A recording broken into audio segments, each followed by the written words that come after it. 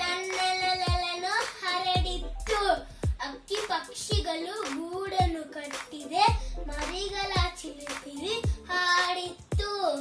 ಎಲೆಗಳ ಜೊತೆಗೆ ಕಾಯ ತೂಕಿ ಬಾಯಲ್ಲಿ ನೀರನ್ನು ತಂದಿತು. ಮಾವಿನ ಮರದಡಿ ಕಮ್ಮಿನ ಪರಿಮಳ ಜನರ ಮನವನ್ನು ಸೆಳೆದಿತ್ತು. ಮರವೊಂದಾದರೂ ಉಪಕಾರವು ನೂರು ಹಿರಿಮೆಯ ತೋರಿತ್ತು. ಶುದ್ಧ ಗಾಳಿ